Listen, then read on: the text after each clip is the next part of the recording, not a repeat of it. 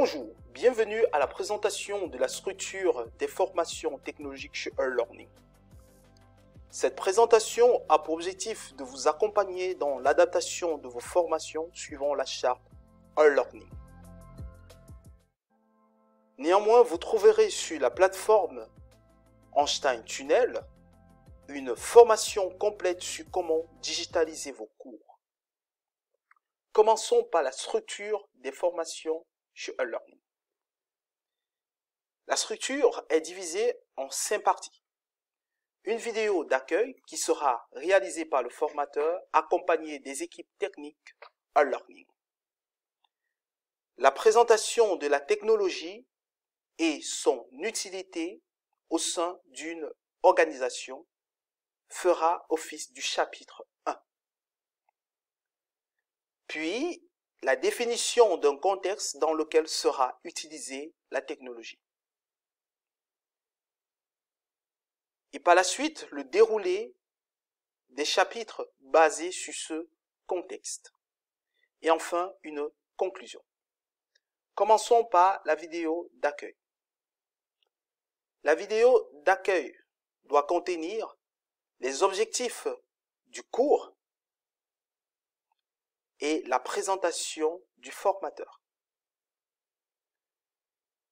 Passons maintenant à la présentation de la technologie et son utilité au sein d'une organisation. Ici, le formateur doit présenter le domaine d'utilisation de la technologie, vulgariser le domaine en prenant un exemple de la vie courante, présenter la technologie en elle-même, dire qui utilise au sein d'une organisation cette technologie, comment elle est utilisée au quotidien par les utilisateurs cette technologie,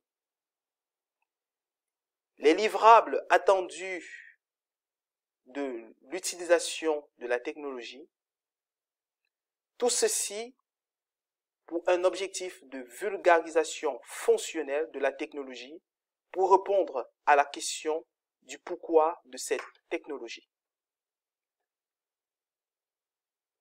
Passons maintenant à la définition d'un contexte dans lequel sera utilisée la technologie. Prenons l'exemple.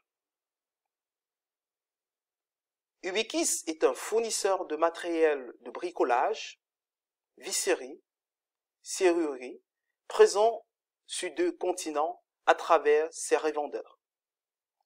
La société dont le siège général se trouve à Paris dispose d'un réseau de commerciaux en charge de développer les parts de marché de Ubikis dans plusieurs pays africains et européens. La direction générale du groupe vient de se doter d'un nouveau ERP pour accompagner son développement à l'international, notamment en Afrique. En attente de la fiabilisation des données dans le nouveau ERP, les équipes de business intelligentes, pour continuer à adresser des rapports à la direction, font des extractions Excel de l'ancien ERP. Problématique. Il vous est demandé de réaliser des rapports permettant au top management de continuer à piloter l'activité en attente d'une nouvelle infrastructure décisionnelle. Ce contexte ainsi présenté permet à l'apprenant de mettre en pratique ses connaissances dans un cas réel. Le déroulé des chapitres basés sur ce contexte, il est conseillé d'avoir une approche procédurale, car elle permet à l'apprenant de reproduire tâche par tâche, étape par étape, les différentes actions d'utilisation de la technologie pour répondre à la problématique définie dans le contexte. Il est aussi conseillé de fournir un exemple de livrable. Ça peut être un fichier, le fichier Excel énoncé plus haut. Ça peut être un exemple de rapport. Ça peut être une base de données à mettre à disposition des apprenants.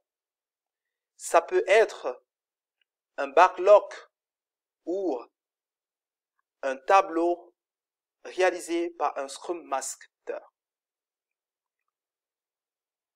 Terminons par la conclusion.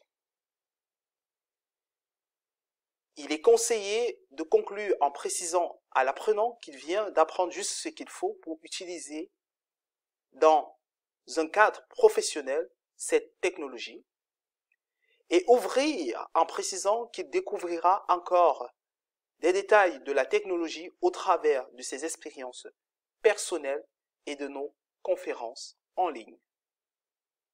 Je vous remercie et à très bientôt.